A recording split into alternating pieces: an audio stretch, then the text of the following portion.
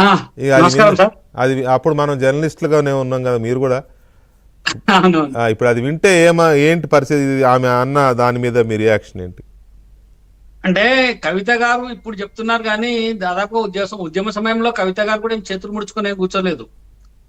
కవిత గారు ఛానళ్లను బెదిరించారు, స్టూడియోలను బెదిరించారు, పత్రిక వాళ్ళని బెదిరించారు. ముఖ్యంగా బతుకమ్మ కార్యక్రమానికి సంబంధించి మనం తీసుకుంటే ప్రతి ఛానల్ లైవ్ పెట్టాలి అని చెప్పి ఆమె డిమాండ్ చేసి పెట్టించిన సందర్భం ఉన్నది. సరే, అప్పుడు సరే, అది తప్పులేదులే. ఇప్పుడు కాదు, ఛానల్లో లైవ్ పెట్టండి అని గట్టిగా అడగడం వరకు నేను సమర్థిస్తా. బెదిరించడానికి గురించి చెప్తున్నా, బెదిరించి. ఎందుకంటే అప్పుడు ఆమె నాకు కూడా ఫోన్ చేశారు, తప్పనిసరిగా పెట్టండి, వచ్చేలాగా చూడండి అని. ఎందుకంటే ఉద్యమ టైంలో రిక్వెస్ట్ చేయడం వేరు, రిక్వెస్ట్ చేయడం వేరు. చాలా సందర్భాలలో ఆమె మా బెదిరింపులు జరిగినాయి. సరే, ఉద్యమం కోసం చేసింది అనుకుందాం ఏదో అప్పట్లో. ఇప్పుడు ఆమె అన్నట్టు నవ్వేటోడు ముందర జారిపడొద్దు. ప్రసాద్ గారు, అంటే నేను ఇక్కడ మీకు అడ్డుపడుతున్నాను కాదు, కానీ కేసీఆర్ గారు అప్పుడు వాడిన భాష విషయంలో ఇప్పుడు ఏదైనా చర్చ వస్తే వాళ్ళు ఏం సమర్థించుకుంటారు? ఉద్యమ టైంలో యువతని కిర్రెక్కించడానికి అట్లా మాట్లాడిరండి అంటారా అనరా? అట్లాగే ఉద్యమం సమయంలో అన్ని ఛానళ్లలో మొత్తం మీడియాలో బతుకమ్మ గురించి రావాలని ఆమె అడుగుండొచ్చు.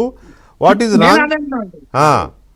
నేను అదే చెప్తా ఉన్నా. ఉద్యమ సమయంలో జరిగిన సందర్భంలో కవిత గారు కూడా ఆ రకమైనటువంటి భాష వాడడమో లేకపోతే ఆమెకు సంబంధించిన ఉద్యమానికి సంబంధించిన నిధుల సేకరణ అట్లాంటి అన్ని జరిగినాయి అని చెప్తా ఉన్నా.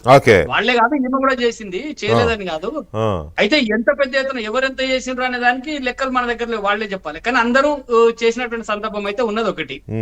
రెండోది, కవిత ఈ రోజు పెట్టినటువంటి ప్రెస్ కాన్ఫరెన్స్ చూస్తే మనకు స్పష్టంగా మీరు ఏదైతే ఇంట్రడక్షన్ లో చెప్పినట్టుగానే ఏవో పంపకాల్లో తేడాలు అని ఒకవైపు అయితే, అది రాజకీయ పరమైనటువంటి పదవుల పంపకం కూడా కావచ్చు.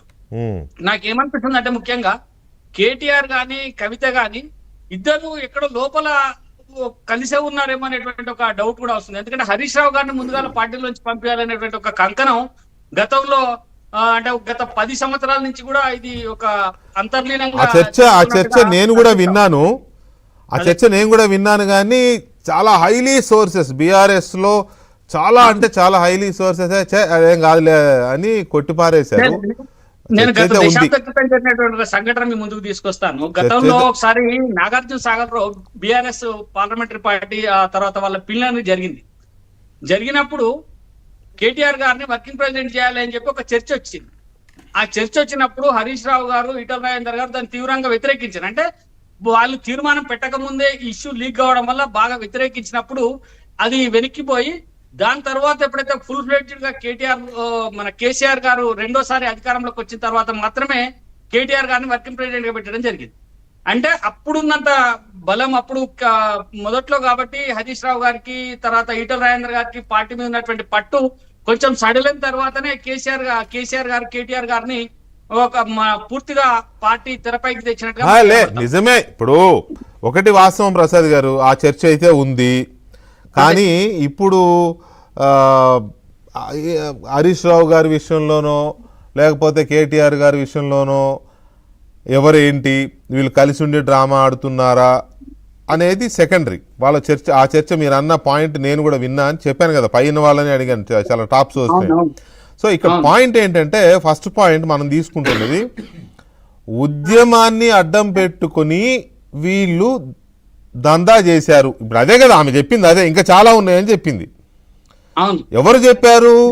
ఆనాడు ఉద్యమంలో కీలక భాగస్వామిగా ఉండి ఉద్యమ నేత కుటుంబ సభ్యురాలైన కవిత గారు చెప్పిన మాట ఇది. అవును. ఇవాళ బీఆర్ఎస్ పార్టీకి కానీ ఉద్యమాన్ని